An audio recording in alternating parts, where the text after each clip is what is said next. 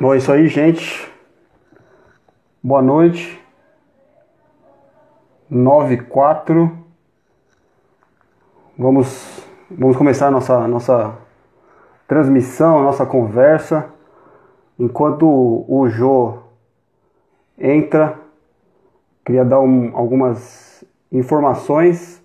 Bom, esse caminho aqui, esse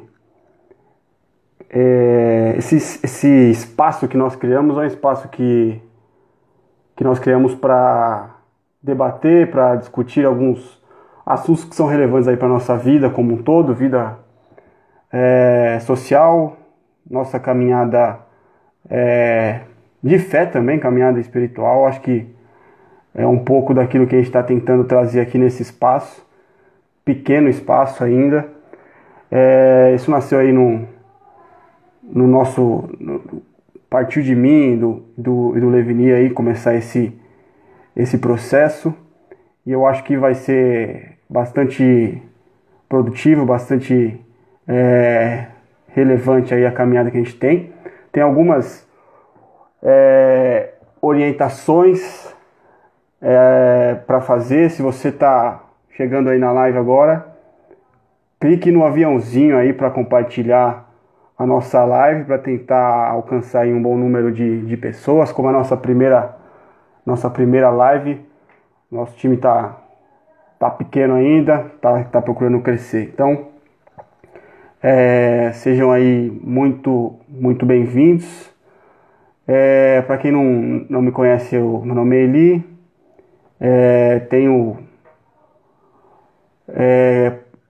me proposto aí a trazer algumas contribuições, a trazer aí alguns pontos para pensarmos juntos, pensando aí no ponto de vista aí, principalmente da religião, que é a minha área, né? Eu sou teólogo de formação e atualmente eu faço um mestrado em ciências da religião. Então, a gente tem tentado trazer algumas contribuições. Fazer essa live com o Jô hoje é parte aí desse processo. O Jô está entrando, não vou perder mais tempo. O nosso tema de hoje é: se Deus fosse um ativista pelos direitos humanos. Então, é uma grande literatura aí que eu me deparei esse ano, do Boaventura de Souza Santos, mestre português. Ele tem alguns pontos a nos ensinar aí sobre as religiões como um todo e sobre a influência política e social das religiões. É disso que a gente vai conversar um pouco hoje, tá? Então, sem perder mais tempo, depois esse material vai ficar aí disponível para acesso no YouTube, principalmente. Então, quem não puder acessar hoje, fica aí disponível também no YouTube para acessar depois. Acho que o grande objetivo aqui é gerar um conteúdo relevante aí em meio a tantos conteúdos irrelevantes que nós temos na rede, tá? Então eu vou liberar o Jô aqui e aí a gente começa.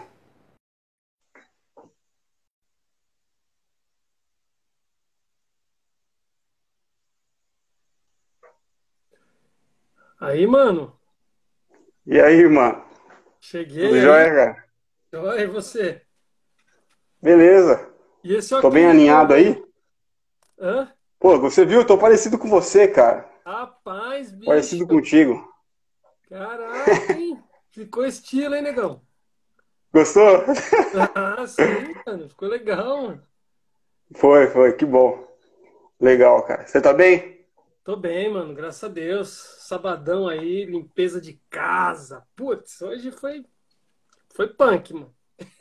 É. Tô bem, tô bem.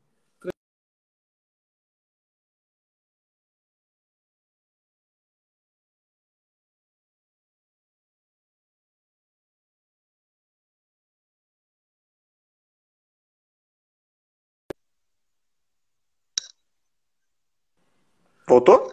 Voltou? Voltou. Deu uma travadinha aqui, mas Boa. voltou.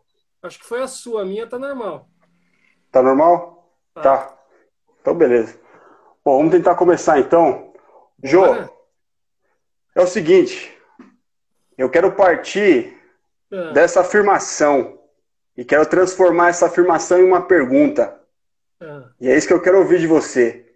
ah. Se Deus fosse um ativista pelos direitos humanos hoje, ele seria mandado para Cuba? Seria chamado de Mano, comunista? O que você acha disso, cara? certeza. Seria. Se não fosse mandado para Cuba, ia tomar uns xingo no Twitter, no Facebook. Os negros iam bloquear ele. Iam falar que ele não sabe ler a Bíblia, que ele. Ó, imagina, Deus não sabe ler a Bíblia. E que ele tá cheio de ideologia, certeza, certeza. O momento que a gente vive, mano, é um momento assim, muito estranho nesse sentido, porque volta esse renascimento, né? Renasce essas ideias de uma religião pura, de uma leitura da Bíblia que é pura, que é aideológica ou que não passa em nenhum momento por um trabalho ideológico, que é mentira, né? Aliás, o caso do capítulo que a gente quer mexer toca nisso, né, cara? Porque os fundamentalismos têm essa ideia de que existe um tipo de religião pura. Se tem uma religião pura, tem um tipo de religiosidade que é pura, ou que é mais pura que as outras. Logo, também se tem uma teologia, uma hermenêutica totalmente pura. Pura no sentido de que não há interferências ideológicas, de que não há interferência do tempo vivido, do tempo em que se lê o texto. É aquela ideia de uma hermenêutica para esse momento que a gente está vivendo, respondendo a sua pergunta. Os caras diriam para Deus assim: ei, Deus, você não pode. Você tem que ler na nossa cartilha, não pode ser na sua. Ah, Uhum, mas Deus, você é judeu? Ah, mas você não pode. Você tem que ser cristão, você não pode ler como judeu, um Deus judeu, entende? Assim, essa uhum, pegada de uma leitura literalista que serve só aos propósitos doutrinários daquela denominação em questão. Então, uhum. se Deus aparecesse como um ativista, sei lá, da Anistia Internacional, de qualquer. Mano, esse cara ia falar assim, mano, esse cara não é Deus. Esse cara aí é um falso mestre, é um falso messias. Por quê? Porque não está lendo a Bíblia com a nossa hermenêutica. A nossa hermenêutica, ela é. A palavra certa, ele é assim, ó, ela transcende as ideologias. Como isso é possível? Algo que transcende a ideologia? É. Então, eu acho que seria uma confusão. Deus ia estar numa enrascada, bicho. Uhum. Total. Se ele Legal. tivesse Facebook, então, O Facebook é né? um lugar que dá um Meu pouco de Deus, problema, irmão. cara. Sim, eu sei, cara. Então, eu acho que é uma pergunta muito interessante, cara, que valeria muito a pena a gente discutir, transformar essa discussão aqui nesse questionamento. Faz bastante sentido, eu curto. É. Cara, voltando aqui então para o texto, pensando um pouquinho Aham. na introdução até chegar no nosso capítulo, Sim, o autor ele vai fazer o seguinte comentário a respeito dos direitos humanos. A sim, tentativa dos direitos humanos, segundo o que ele traz para a gente aqui, é a tentativa de se tornar em direitos humanos universais, né? certo. Então, essa foi a grande tentativa aí de quando se pensou direitos humanos, e esse conceito que nós temos de direitos humanos é um conceito de direitos humanos europeu, Uhum. norte-americano. Ele é ocidental. Ele é Sim, ocidental.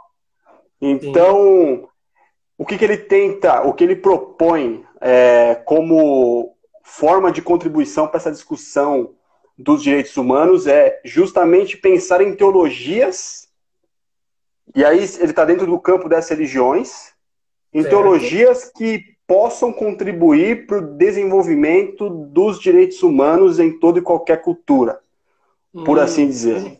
Sim, sim. É isso que ele vai propor aí como proposta, né? Vai colocar como proposta do livro dele. O que você acha disso, cara? Você acha que é possível? Você acha que a teologia cristã tem como contribuir para esse debate, para essa discussão? você é um cara que conhece bastante de cultura judaica, de cultura árabe, então conhece um pouco aí sobre o islamismo, conhece um pouco também Sim. sobre a cultura judaica. Você acha que a nossa, você acha que a nossa cultura, desculpa, você acha que a nossa teologia cristã, aquilo que a gente tem dentro do nosso arcabouço cristão, tem como contribuir para o desenvolvimento aí de uma política teoricamente universal que abrange aí o mundo, pensando em direitos humanos? Então, cara, o trampo dele é excepcional, né, velho? Porque ele começa questionando o paradigma dos direitos humanos para dizer assim, para que humanos que servem, né? Os direitos humanos. Enquanto a Convenção Universal, é até meio arrogante dizer isso, né, cara? Tipo assim, a a Convenção Universal dos Direitos Humanos. Mas a gente conhece o universo todo? Então, na verdade, é uma convenção entre humanos, obviamente, dentro de um contexto a partir desde a Europa. Então, o questionamento dele é muito importante quando você traz isso, porque ele vai perguntar assim, então, mas os direitos humanos nascem dentro do contexto dos Estados nacionais. E tem culturas no Oriente Médio, por exemplo, que demoraram demais, e tem culturas que ainda nem têm Estados nacionais, ou seja, o tal dos direitos humanos são direitos, é uma luta para uma parte do globo. Como ele Uhum, vai dizer em outros textos dele, ele usa essa expressão, né, do sul global. Sul global é essa ideia das nações ou dos estados-nações ou das populações que não estão incluídas nesses movimentos, entre aspas, civilizatórios, nesses movimentos de progressão e de melhoria de vida. Então, acho que o primeiro ponto é esse. Quando ele traz, cara, eu acho genial, quando ele vai e diz assim, então, a gente já sabe que o tal dos direitos humanos funciona male no Ocidente. uhum, Se a gente tiver que fazer algo para ampliar a possibilidade dos direitos humanos alcançarem todo o globo, a gente precisa contar com a mão das religiões. E, cara, uhum, excepcional, excepcional, porque você vê a sensibilidade de um homem do seu tempo, não só um homem do seu uhum, tempo, mas um pesquisador competente, um cara com uma formação gigante, que entende o papel das religiões para a construção de culturas e de ambientes de vida. Diferente do que o pessoal pensa, né, quando fala assim, bom, o cara é sociólogo, é filósofo, necessariamente ateu. Bom, não importa se ele tem religião ou não, o importa é que o olhar dele é o olhar de um cara inteligente, de um cara sensível ao mundo que a gente está vivendo, e um olhar sabedor de que todas as teorias sociais têm o seu esgotamento, têm seu limite. E aí ele pensa assim, bom, qual seria a contribuição das grandes religiões para o fomento de uma cultura onde os direitos humanos são preservados? Meu, quem não uhum. leu Boaventura 1 ainda tem que ler, cara. Tem que ler Tem porque que ler. é incrível. Sabe o Então, que é abre. engraçado? Fala. Sabe o que é engraçado? Como eu me deparei com esse livro. A Ah, história é até engraçada, é rápida. O pessoal que entrou agora aí, se quiser dar clicar no aviãozinho e compartilhar aí para alcançar mais e pessoas, o papo tá nesse.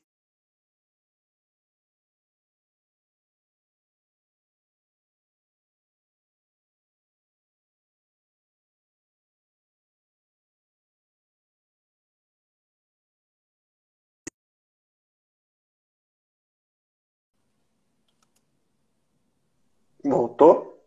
voltou agora, mano. Dá uma Boa. paradinha e depois volta. Legal, desculpa aí, eu acho que a conexão tá falhando aqui. De boa, Então, vamos em tô falando frente. para quem puder aí compartilhar, clicar no aviãozinho para alcançar mais pessoas aí. O objetivo é esse. O papo é bom. É engraçado a forma como eu me deparei com essa literatura. Eu fiz nesse semestre passado, lá no mestrado, lá na Metodista, uma matéria de Bíblia, que é fora da minha área de pesquisa. A minha área de pesquisa é sociedade e cultura, né? Religião, sociedade e cultura. E Aham. aí eu fiz uma matéria de Bíblia, de hermenêutica do pluralismo religioso. E aí eu fui olhar na emenda para comprar os livros daquela matéria de hermenêutica do pluralismo religioso. Aí eu vi Sim. esse livro. Falei, que legal! O nome já me chamou muito a atenção, né? Eu vou comprar. Depois eu pergunto pro professor, aí penso até numa monografia que seja parecida com, ou dê para usar esse livro. Aí comprei e fui falar com o professor Paulo Garcia, professor de Bíblia lá da Metodista. Aí eu perguntei para ele, professor, aqui a gente tem esse livro aqui, o que esse livro tem a ver com a nossa matéria de hermenêutica do pluralismo religioso? Aí ele pegou e falou para mim, nada. Não tem nada a ver, tá errado. Eu acho que eu usei da matéria que eu dou na graduação e ficou aí, cara, desculpa. Mas aí fiquei com o livro e fui pesquisar, né? Fui ler e realmente gostei, né, do livro como um todo, né? E aí é muito legal, muito interessante essa dinâmica que ele traz a respeito da contribuição das religiões, né? Como que as religiões podem contribuir para um mundo Sim. melhor. Geralmente a gente não pensa muito, né, por esse lado. E aí, perguntando sobre esse livro, o Sim. professor Jung, que foi meu professor também, é meu professor, ele é muito citado nesse livro. Eu perguntei, professor, o que o senhor acha desse livro e tal? Ele falou, ó, esse livro foi um livro que o Boaventura escreveu para o pessoal de esquerda, para mostrar para o pessoal de esquerda que as religiões têm muito a contribuir para o desenvolvimento de uma política universal dos direitos humanos. Isso aí. O pessoal de esquerda tende a, ele falou, o pessoal de religião sempre foi muito avesso ao pessoal de esquerda. Por quê? Porque o pessoal de esquerda pega e fala, não, olha, a gente é contra a Bíblia, a gente é contra a Sim. ciência, a gente é contra a ciência, a gente é contra Deus, a gente é contra a família. O Jung fala, não, não é isso, não é assim que funciona. As religiões têm e têm muito a contribuir com o desenvolvimento de políticas públicas Sem que dúvida. valorizem o ser humano, que cuidem do ser humano, que libertem o ser humano.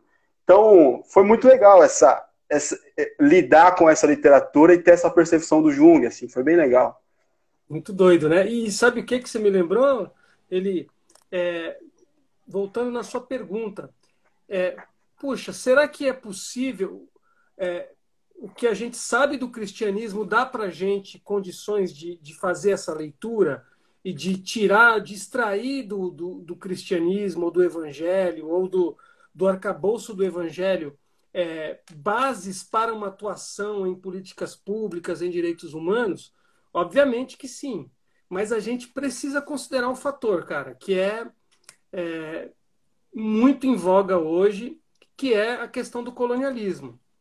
O cristianismo, se for lido desconsiderando ah, todo o estrago que o colonialismo fez, não é nenhum exemplo de libertação ou de arcabouço para construir política pública, para pensar em direito humano. Mas o evangelho, ou eu iria até mais longe, o evangelho a gente só pode falar no sentido real mesmo, que é a pessoa de Jesus. Não é o evangelho os textos, mas a pessoa de Jesus. Olhando para a pessoa de Jesus, a gente tem todos os elementos que a gente precisa para pensar no que agora, no nosso tempo, a gente chama de direitos humanos. O Uhum. fato é que a gente precisa dar essa peneirada para saber discernir o que é oriundo das teologias colonialistas e o que está muito mais perto, ou que se aproxima, ou que está mais ligado à tradição de Jesus, à tradição dos discípulos, dos profetas. Então, Boaventura está certíssimo, ele está certíssimo. E o Evangelho, que está na pessoa de Jesus, tem todos esses elementos que a gente precisa para lidar com as questões dos direitos humanos. Agora, o questionamento dele é importante, porque ele vai fazer essa pergunta. Então, que eu acho que é uma pergunta central no livro, que é assim, ó, o Deus dos religiosos, ou os deuses dos religiosos, dependendo da religião, é o mesmo Deus dos neoliberais e dos capitalistas? Não. É. Por quê? E ele explica isso muito bem, porque para os capitalistas que estão no topo da pirâmide, o Deus Uhum. correto é o Deus deles. E as outras pessoas são subalternas e, obviamente, seus deuses também são subalternos, são menores. E Sim. aí o questionamento é justamente esse. Bom, mas que Deus é esse que invisibiliza, que mata, que produz morte, que produz exclusão, que para produzir riqueza precisa produzir pobreza, exclusão e morte, entende? E aí Uhum. colocar esses dois deuses um diante do outro levanta a pergunta que na teologia cristã é importante para a gente. Quem é o idólatra nessa conversa? Entendeu? Quem que está Muito cometendo importante. idolatria? Muito É, importante essa pergunta. então, assim, se a gente for colocar uma teologia hindu que tem todo um respeito pelo ser humano, da ameba, do mais. Dos. Como é que fala? Eles têm um nome, em biologia tem um nome, que são os organismos unicelulares, pluricelulares, aquela coisa toda. A, a, o animalzinho mais simples do ponto de vista da complexidade, até o ser humano, todos são vistos dentro de uma hierarquia quase que de igualdade. Aí Sim. o cristianismo europeu demoniza essa religião e diz que ela é idólatra, Uhum. mas mata as pessoas que são dessa religião, dando 10 centavos de dólar para o cara produzir um É. Nike lá na Malásia, entendeu? E aí eu acho É que o povo absurdo, né? pensa nisso, é Porque absurdo. sim, porque até na fé que a gente, no cristianismo, né, nas palavras de Jesus, como você disse, Sim, essa sim, questão da idolatria é central, porque o dinheiro, que é mamon, é um ídolo. é Ele isso aí. compete com Deus, né? Então, à medida que a gente acaba cultuando, por assim dizer, uma cultura baseada no dinheiro, é mais complexo, é É, mais difícil ainda de encaixar uma cultura de direitos humanos, de fato, né? sim, sim. Que cuide, né? E aqui, esse papo nosso aqui é como a gente já discutiu várias vezes, é um papo de humanista, né? Que é o que ele vai trazer no texto também. Ele Que vai falar, é, pô, as teologias que são consideradas progressistas, né? De fato, são teologias humanistas. Para exa ele, como ateu, é algo positivo. Mas para esse contingente fundamentalista, que vai ser o nosso ponto central, sim, é, ser humanista é algo negativo. negativo. Tem um tom pejorativo, né, por assim dizer. Exato, exato. Até porque essas teologias cristãs fundamentalistas operam sempre nessa lógica de debater ou de trazer para a mesa a discussão de que existe uma luta de um secularismo que está o tempo todo tentando invadir a igreja, ou destruir a fé, ou destruir as famílias, ou destruir os valores tradicionais. E tudo que parece que vai passar por essa linha humanista negativada, como você bem colocou, já causa medo, já causa assombro. E aí é muito doido, né? Porque que teologia frágil, Sim, tão frágil que não está pronta ou não está disposta ao diálogo com as ciências humanas, com a filosofia, com outras ciências.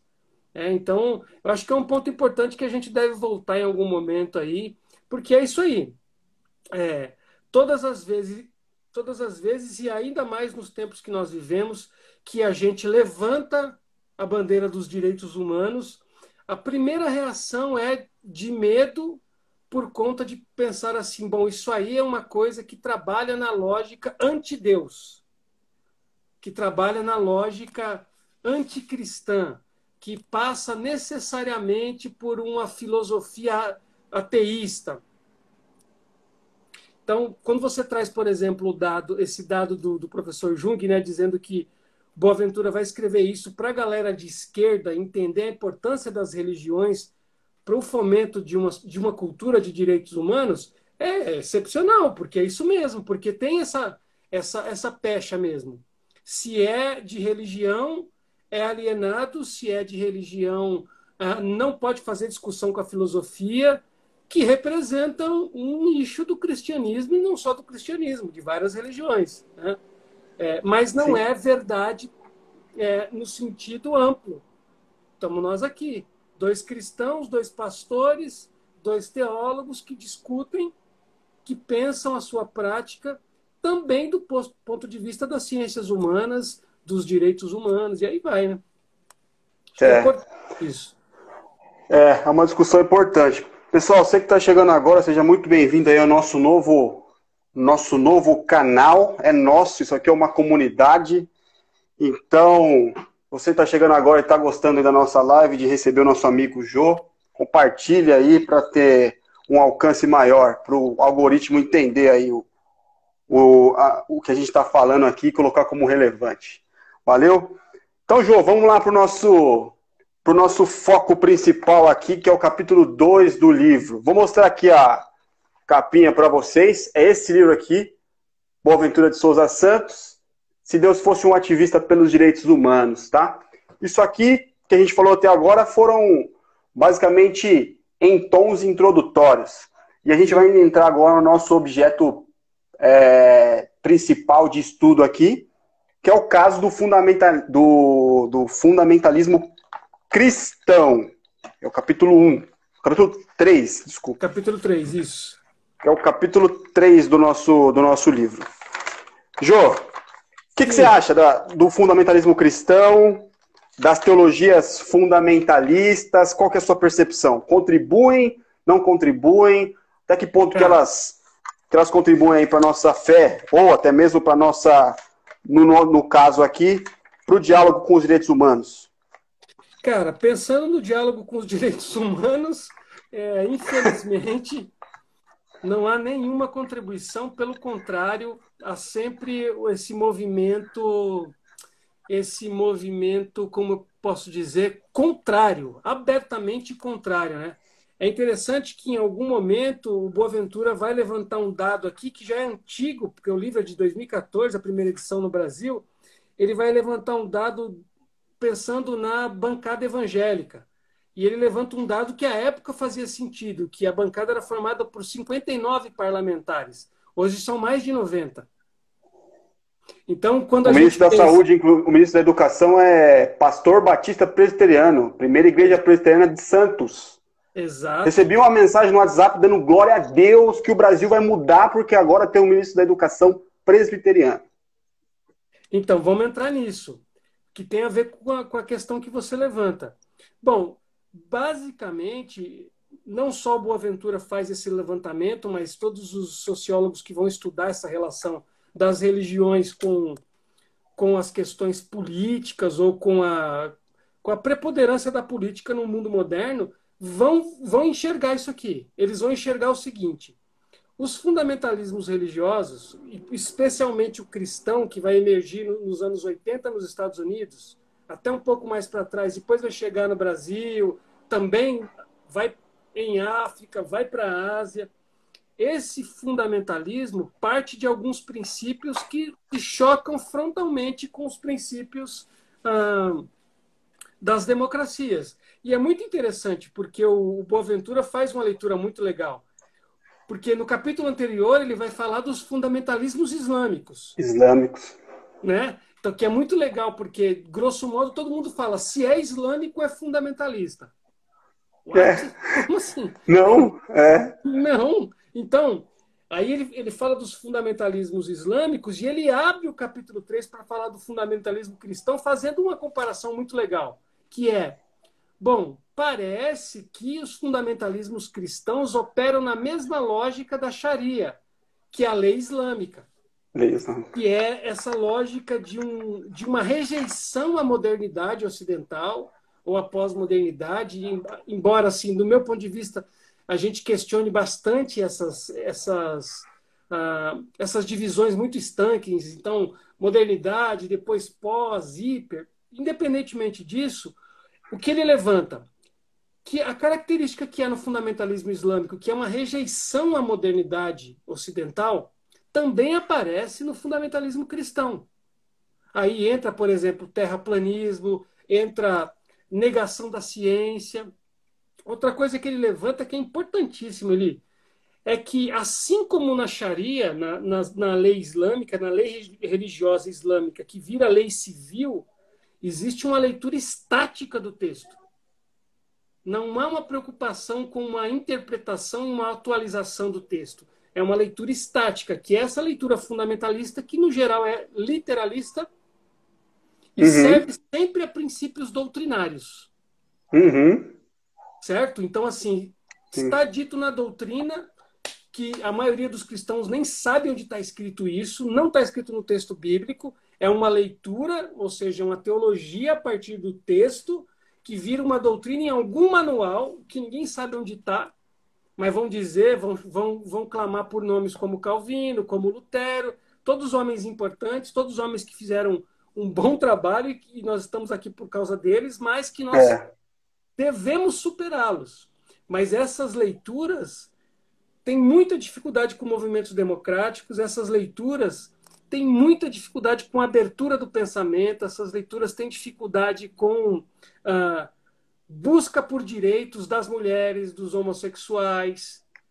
Tem muita dificuldade quando se fala, Eli, aí o bicho pega, cara. Quando a gente vai falar de dinheiro, de Uhum. distribuição de renda, de um melhor sistema de distribuição de riqueza, aí o pau quebra. Por quê? Porque é rapidinho, todo mundo corre para fazer o velho e conhecido e fraquíssimo argumento olavista para dizer que isso é comunismo. E é sempre Uhum. a mesma fala. Ai, porque o comunismo matou não sei quantos milhões de pessoas. Nunca leu, não sabe nem o que significa a expressão comunismo, como se nós fôssemos comunistas, o que não é verdade. Não, não Então, somos, não tem como ser. Não tem como ser como, basicamente. qualquer aproximação com um discurso que tenha a ver com redistribuição de renda, Sim. com equidade, com justiça, já cola rapidinho nessa discussão. Então, para encerrar esse ponto, mano, acho que é muito importante lembrar desses fatos. Olha que louco, que ele vai colocando aqui, alguns movimentos muito importantes dessa fase aqui, do renascimento lá dos fundamentalismos nos Estados Unidos. Olha o nome dos grupos, ele Maioria Moral, Muito bom. Sim. Voz Cristã, Aliança Americana pelos Valores Tradicionais. E, É. brother, pensa comigo, tradição não tem problema nenhum. Bom, Não. nós somos homens afro-brasileiros. A tradição africana é lindíssima e deve ser preservada. O problema é Uhum. dizer assim: só existe uma tradição válida, que é o que essas Sim. teologias fazem. O fundamentalismo cristão parte do princípio que só tem uma leitura da Bíblia. É. E que essa leitura da Bíblia, que é a leitura deles É a especificamente, verdade. é a verdade porque ela não está contaminada por nenhuma ideologia. Aí as perguntas básicas. Então, qual versão da Bíblia você já leu que tem uma mulher à frente de uma comunidade? Na sua versão da Bíblia não tem, porque as mulheres foram excluídas do cânon. São Sim. homens brancos e de elite. É a elite Sim. sacerdotal de Israel que vai fazer uma boa parte do texto. Jesus é que vira o negócio de cabeça para baixo quando começa a chamar pescador para participar do grupo dele. É. Porque não podia, entendeu? Então, assim, essa discussão ele é longa, bicho. O que eu acho é que tem um ponto aqui que a gente precisa marcar um X, que é o seguinte: o fundamentalismo cristão é muito parecido com o fundamentalismo islâmico, porque pensa com a cabeça religiosa para todas as esferas da sociedade. Só que todas as esferas da sociedade não podem ser dominadas pela religião, senão a gente não tem um Estado democrático de direito, a gente tem uma teocracia, certo? Então, se a gente está Sim. numa democracia, é diferente de teocracia. Bíblia é uma coisa, Constituição é outra. Ah, mas tem coisas que querem fazer que ofende a minha fé. Dá teus pulos, negão. Dá teus Ah, pulos. Agora, só porque você tem uma fé, o outro é obrigado. Tem até um vídeo interessantíssimo do pessoal do Porta nos Fundos, em algum momento, que eles mostram um cara invadindo as casas, um travesti invadindo as casas e vim aqui buscar seu filho. Para quê? Não, vou levar seu filho, porque agora nós vamos dominar todas as crianças. Que é uma sátira para dizer que é exatamente isso que é usado como argumento por fundamentalistas cristãos, como se uma pessoa homoafetiva acorda para dominar o hétero e torná-lo homo. Você vê, são experiências que, de certa maneira, estão baseadas no medo e não na no medo. reflexão. Sim. Num medo ancestral, cara, do diferente. A gente vai depois falar. Mas eu acho, cara, que o buraco é gigante, mano. A confusão é É. grande, cara. No fim, é um Ô, Jô, totalitarismo. é um Diga. totalitarismo. Eu queria situar em um ponto que ele coloca aqui como para mim interessante. Ele vai falar que o precursor do fundamentalismo cristão foi o protestantismo norte-americano. Ele não está Exatamente. falando da Europa, ele não está falando, sei lá, a Exatamente. Europa é o grande berço colonizador. Mas ele está falando aqui que o fundamentalismo cristão se localiza em meados de 1920, nasce nos Estados Unidos da América do Norte. Isso aí. Como que você entende essa questão? Como que você vê a contribuição dos Estados Unidos? Eu vejo de duas maneiras. Eu vejo dois Estados Unidos, pelo menos. Uhum. Vejo boas contribuições em um lado desses Estados Unidos. A gente não tem tempo para aprimorar isso. Mas eu vejo que o outro lado dos Estados Unidos, que é o lado do sul dos Estados Unidos, que foi o lado que veio para cá e nos evangelizou, nos catequizou, ou tentou muito mais nos catequizar do que Isso nos aí. evangelizar. Isso aí. Lógico que a grande maioria das pessoas que vêm e que nascem dentro desses berços são pessoas sinceras, e até hoje eu acho que a grande maioria dessas pessoas que ainda aderem a essas teologias fundamentalistas são pessoas sinceras e que amam a Deus e que amam o Evangelho de Jesus. Inegável. Isso aí. Mas como é que você vê, cara, essa relação entre Estados Unidos e teologia cristã? Como que você entende isso? Cara, você jogou uma bomba e saiu correndo, né, bicho? Só Pô, o tirou. convidado tem que sofrer, cara. Mano, o que eu penso? Eu acho que quando você traz para a mesa isso, a gente tem que voltar e pensar o seguinte, hein, Eli? Vou dar um exemplo básico. Santa Bárbara do Oeste. Reduto Batista aqui em Aqui do São Paulo. lado. Aqui do Tô em lado. Limeira. Para onde Aqui do vieram lado. muitos homens e mulheres norte-americanos, mas há muito tempo atrás, desde que na guerra uma parte dos Estados Unidos está lutando, todo mundo sabe disso, está lutando pela abolição da escravatura e o Sul está dizendo não. Não podemos perder essa boquinha, não podemos perder esse privilégio. A gente sabe por conta de registros históricos, que são fartos aí para todo mundo consultar, de que muitos americanos saem porque perderam a guerra lá e vêm para países da América Latina, inclusive Brasil, inclusive fundam Santa Bárbara do Oeste e Americana. São crente batista, bicho. Lógico, um Santa processo Bárbara do Oeste, Americana, Nova Odessa. Nova Odessa, Reduto. E aí aqui não é uma fala xenófoba, é para dizer o Sim. seguinte: vem junto com esses irmãos também essas ideologias racistas, vem com esses irmãos a lógica capitalista, de total individualidade, a lógica sempre de responsabilidade pessoal acima de tudo, Ou seja, se a responsabilidade, a velha e má, maldita meritocracia, né? Responsabilidade pessoal acima de tudo. Mas ninguém considera o contexto. Joga o camarada no meio da pobreza e diz que ele tem que se virar e ser um vitorioso porque o outro conseguiu. No outro lado do mundo, com todas as condições. Então, essa é uma questão. O Se ponto. ele tem Jesus, ele vai conseguir Ele vencer na consegue, vida. que é a teologia da prosperidade. Que é a teologia da É, prosperidade. O homem por si só não é capaz de ser vitorioso, mas com a ajuda de Deus, que aí é a junção da teologia da prosperidade com todo esse movimento do neoliberalismo, que também é uma teologia. Depois a gente pode sim. discutir isso, né? O próprio capitalismo enquanto religião. Aquele folhetim famoso do Walter Benjamin, que ele vai começar essa discussão para dizer que o capitalismo tem todos os elementos que as religiões têm, especialmente os grandes monoteísmos. Então, quando você traz essa questão da América do Norte, você está trazendo o seguinte, uma conversa e uma pergunta que poucos fazem.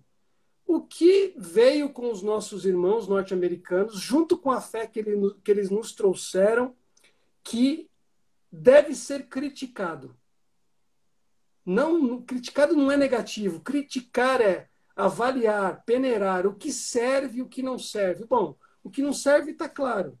Essa lógica que é oriunda do próprio capitalismo, essa lógica clara de que você e só você é responsável pelo seu sucesso, e se um cara dá certo, ele é padrão para todo mundo. Assim como na É, teologia da prosperidade. A teologia da prosperidade é o sim. seguinte: Eli, você está doente, você fez os sacrifícios que você precisava, participou das campanhas de sexta-feira, participou das correntes não sei da quanta, bebeu a tal da água que estava com um copo em cima da televisão. Você não foi curado, o problema é você, falta de fé.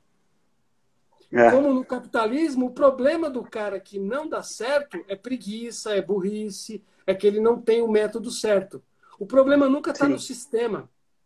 Então percebe, Elisão? É, Por que é diabólico? Porque foca na responsabilidade individual sem considerar a condição, que é aquilo que os tradicionais ou os conservadores nos criticam, como progressistas, como gente do nosso tempo, que eles dizem que a gente gosta de dar comida na mão dos outros, que a gente gosta.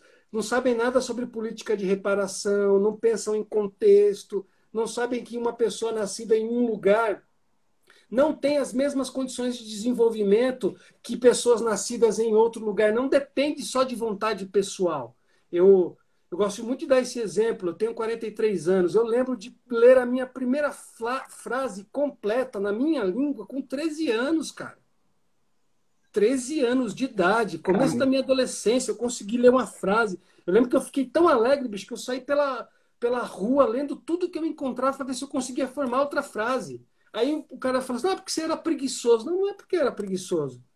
Ah, é por quê? Ah, é porque é, você não era dedicado. Não, eu era o irmão mais velho de 4 irmãos, vivendo em condições bem assim, É, difíceis, com um pai que se matava de trabalhar, uma mãe que se matava de trabalhar em casa de família, e eu tomava conta dos meus 3 irmãos, ia para a escola às vezes para poder comer, porque a renda do meu pai e da minha mãe não dava conta de pagar aluguel, pagar. Entende? Aí você fala assim, não, todos nascem, direitos humanos, todos nasceram iguais, em é. dignidade, entende?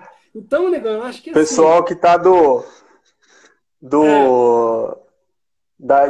da linha do Equador para baixo, esses nasceram todos iguais. isso, iguais, ué. Agora, imagina um camarada que vai aprender a ler na sua língua com 13 anos, ele ele está no mesmo patamar, no mesmo pé, em condições de disputar uma vaga numa universidade pública com um cara que nasceu e teve todas as condições garantidas? Não. Então, assim, é uma Exatamente. falácia a coisa da meritocracia, é uma falácia essa coisa de usar teologicamente a responsabilidade individual para dizer que o outro é desgraçado e o outro é sortudo. Uhum.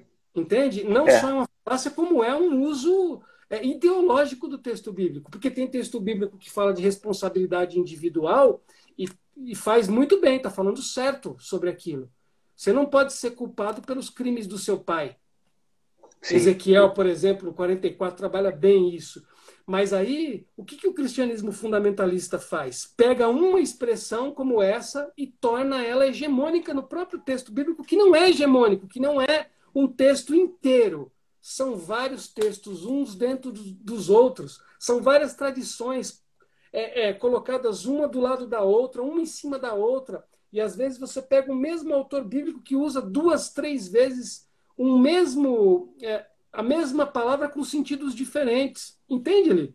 Então, assim, qual é o problema do fundamentalismo? É que lê a Bíblia, literalmente, o exemplo clássico é Apocalipse, né, brother? Uhum. Mas tá quanto tempo que esse mundo tá para acabar, Eli? Fala comigo. Quanto tempo vai acabar? 2020 anos, né? Mais ou menos. Bicho, e não acaba. Sabe por quê? Porque não tá dito lá que vai acabar, bicho. O que tá dito lá? Lá tá dito o seguinte, ó, a tal da besta é o imperador. E quem tinha a tal da marca da besta, não tinha a tal da marca do imperador, não podia comprar. Era uma fala de João clara, explícita para aquelas comunidades, para dar esperança para eles na luta que eles tinham contra o Império Romano, bicho. Aí o nego fala assim, não, porque ó, os sinais estão aí, olha a pandemia. Então, mas teve a peste bubônica, teve a gripe espanhola, teve todo tipo de peste, e todo mundo leu de novo do mesmo jeito o Apocalipse. Acabou? Ô, Jô, vamos tomar cuidado aqui. O pessoal provavelmente está pensando aí que você não acredita que Jesus vai voltar. Explica esse ponto aí direito, cara. Porque senão daqui a pouco eu vou tomar paulada aqui. Não, na verdade não é isso. A verdade é só um exemplo para mostrar como a leitura fundamentalista tem dificuldades de ler o texto bíblico e atualizá-lo. Tem dificuldade de perceber, por exemplo, o Apocalipse, que é um texto clássico. Aliás, a palavra, o que significa o termo Apocalipse? Significa revelação. Mas todo mundo lê como fim. Eu lembro nas minhas primeiras semanas na faculdade teológica, eu me deparo com um livro, Doutrina das Últimas Coisas. Eu fiquei assim, como assim, bicho? Doutrina das coisas do porvir, do fim. O cara foi lá e aí ele viu, aí ele voltou para falar. Só pode, bicho. Por quê? Porque essa é a leitura. O texto está dizendo que vai acabar e vai acabar desse jeito. Aí eu vou lembrar, Elisão, que Apocalipse foi escrito para dar esperança para aquelas comunidades.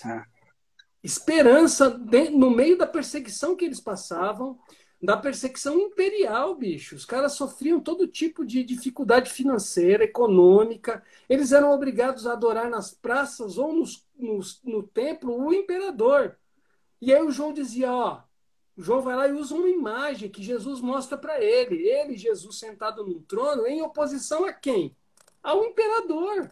E os caras não iam adorar, acontecia o quê? Espada, morriam. E aí o João escreve um texto para dizer, não desanimem. Essa fome, essa desgraça vai acabar. Vai acabar. Vamos construir um novo céu e uma nova terra. Mas numa perspectiva colonial, europeia, a gente sempre lê o Apocalipse desconsiderando esses pontos. E aí acha que o tempo todo vai acabar, vai acabar. E aí não faz nada para quê?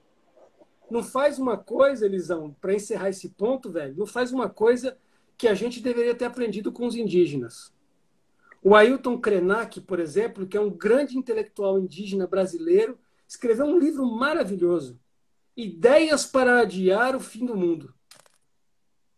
É um texto como o texto de Apocalipse, bicho. Um texto de esperança que vai dizer para as pessoas se engajarem no cuidado da terra, para a renovação de todas as coisas. Aí os crentes fundamentalistas estão assim, véi, Jesus, queimar tudo, quebra tudo, julga todo mundo, arrebenta com tudo.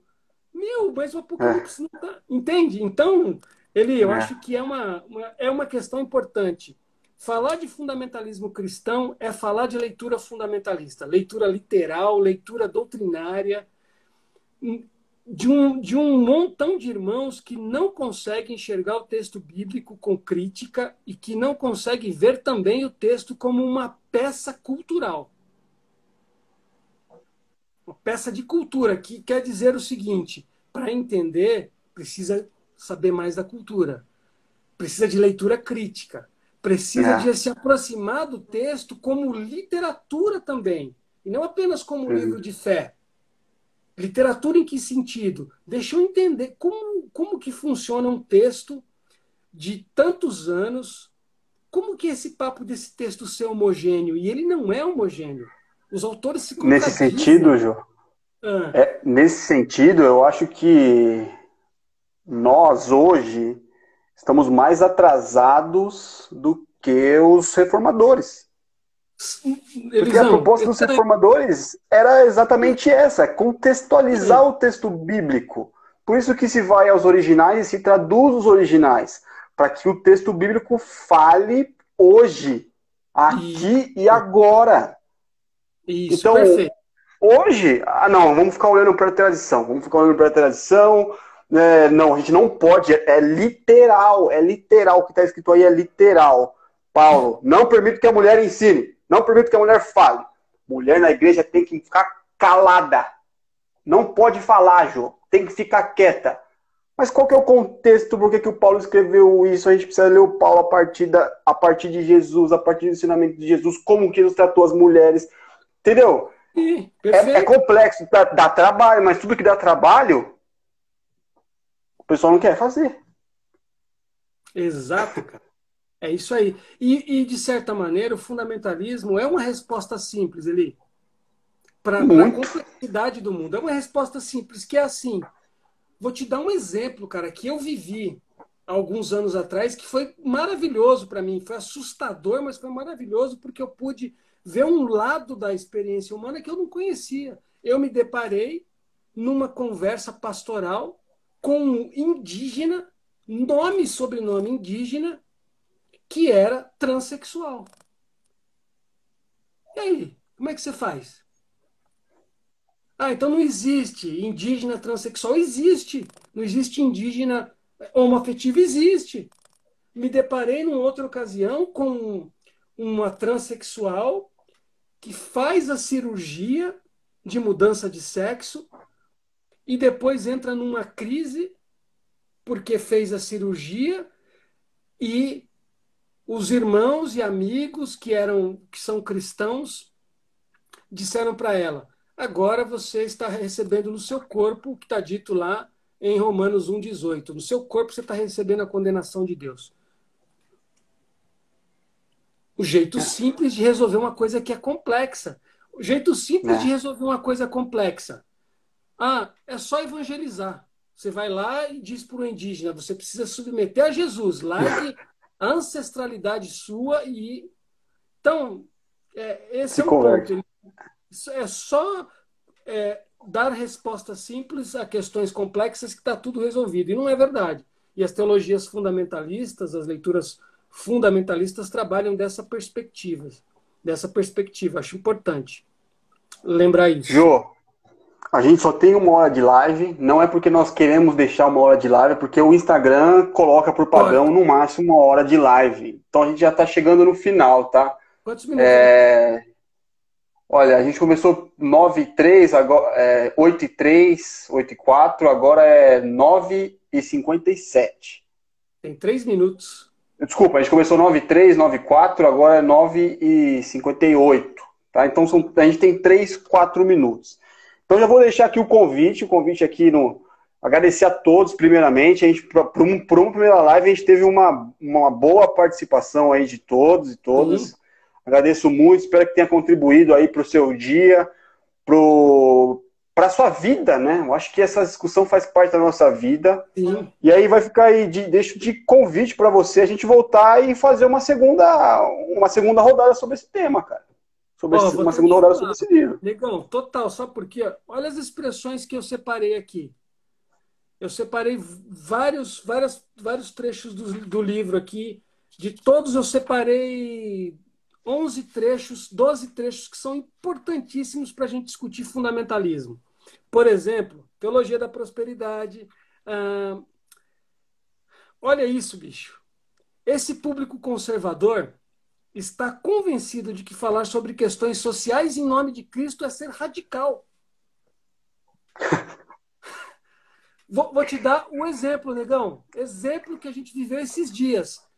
Vai lá o pessoal da Rio de Paz, coloca as cruzes na praia de Copacabana para simbolizar o tanto de mortos pela Covid. Aí entra um senhor lá, começa a derrubar as cruzes, aí vem um senhor negro que perde um filho de 20 e poucos anos para a Covid e começa a colocar as cruzes de volta. Aí o pessoal que está filmando, um cara grita muito em voz alta: olha, é o seguinte, hein? Esse senhor aí que está derrubando as coisinhas é um senhor de idade, hein? Não vai gritar com ele, não. O que é isso? O que você está pensando? Olha a inversão. O outro que está lutando pela sua própria dor, ele já é automaticamente culpado porque está lutando pela sua própria dor. E se ele falar alto, ele está errado. É a gente que é negro tomar porrada na cabeça da polícia e tentar se defender, e aí o branco olha e fala assim: você está sendo violento. Então, negão, tem um monte de coisa assim aqui que a gente precisa tratar na segunda live, mano. Precisa. Vamos ter que fazer uma segunda live. Então, pessoal, já fica aí já.